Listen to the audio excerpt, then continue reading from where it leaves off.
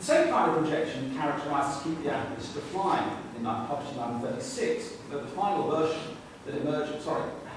final version of the author that emerges from these 250 pages of granddaddy satisfaction is a much more cunning and deviously manipulated alter ego. Of all the novels that Orwell produced in the 1930s, this, being a book about a writer, is the one most closely associated with him. Yet it exists at a slightly odd angle to the kind of person he was and was becoming. On the one hand, supplying yet another fictionalised view of a world that can very easily be identified with his own, and on the other, moving several stages beyond it to magnify his own obsessions in a slightly absurd and occasionally rather self-pitying way. There are substantial distinctions to be made between author and hero. Gordon is an isolated figure, rarely includes the editors who won't publish his poems in their snooty magazines. Essentially, Rosemary, his girlfriend, and Rambleston are his only friends, and the novel again illustrates Orwell's trick, a trick carried all the way through to 1984, of setting up the solitary victim in opposition to a hostile world. By contrast, Orwell's own life in Hampstead, which he removed at the end of 1934, was comparatively lively, filled with interesting relationships, plenty of time to write, and plenty of opportunity to see his work in print. But Keep the Apples to Fly is still crammed with autobiographical fragments. The description of the police cell in which Gordon fetches up after his life on the tiles is lifted from an unpublished essay of 1932. And to set against it was a small but insistent prophetic note. The aeroplanes are coming, Gordon reflects early on in the novel. The whole world will soon be going up in a roar of high explosives. My poems are dead because I am dead. We're all dead. We're dead people in a dead world, Gordon lectures Rosemary. Even the advertising campaign that Gordon works on after his return to the agency, a preventative against sweaty feet, canvassed by way of the slogan PP, which stands for perspiration, what about you, which is reckoned to have a sinister simplicity, seems only a step or two away from the looming world of Big Brother and the thought police. But we've heard this note before. Ask what the wider landscape of Orwell's 30s novels are about, and the answer is them. The malign exterior forces which Orwell thought were at work interfering with other people's lives. If the people in his novels, Glory, Dorothy, Gordon, George Ballard, Coming Up for Air, share a single characteristic, it's their author's tendency to victimise them, to place them at the centre of a hostile world from which they can't escape, and where their every movement is subject to constant surveillance.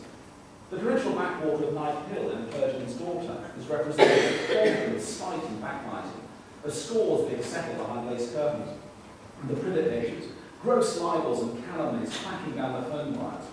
It was one of those sleepy, old-fashioned streets that look so ideally peaceful on a casual visit, and so very different when you live in them and have an enemy or a creditor behind every window. Every window? Surely some of the town's 5,000 or so inhabitants practice Christian charity. But this is what Orwell does with his characters. He cuts them off. He places them, isolated, friendless, vulnerable, at the mercy of huge, unappeasable forces.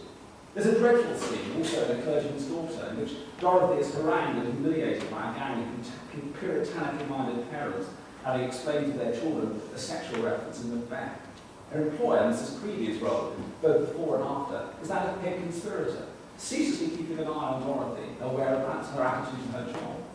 Gordon Comstock is less intimidated by his drawing of a landlady, but even so, his life is a series of furtive concealments, brewing illicit cups of tea in his room while listening to the sound of feet on the stair. George Bowling, in Coming Up for Air, has a terror of being found out. His journey in search of the Thames Valley haunts his boyhood. Orwell's own juvenile stamping ground is coloured and eventually undermined by the thought that his wife's spies will be on his tail.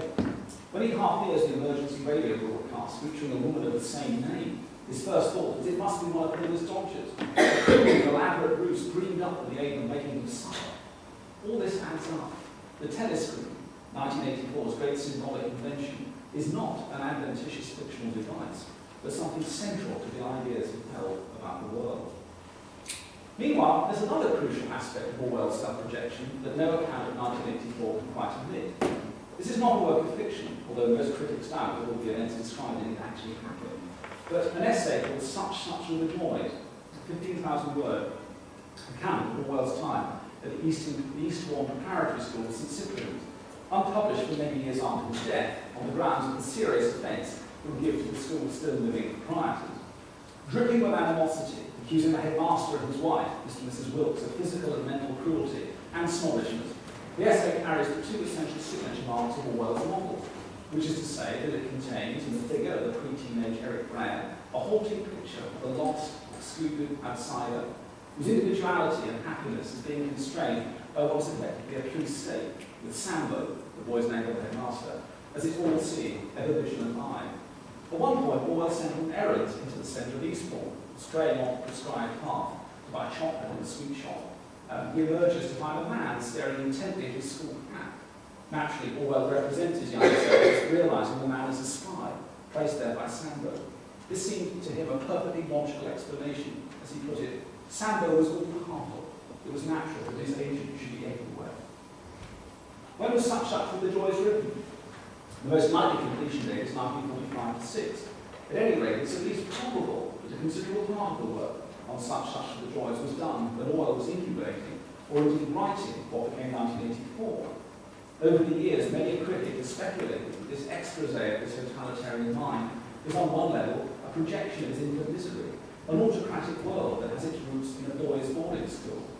But it could be argued, equally plausibly, that the trick's being played the other way around, and that Orwell's mature views on authoritarianism and its psychological consequences encouraged him to recast his memories of prep school in a more sinister shape. The idea of the school as a police state, Mrs. Wilkes without arbitrary favouritism, the calamitous consequences of loss of favour. All this, it can be said, is the mental baggage of 1984 shifted back in time. Whatever the answer to this riddle, there is some kind of relationship between the essay on boyhood and the dystopian novel. Certainly sufficient to suggest that both took root in Orwell's mental landscape at the same time.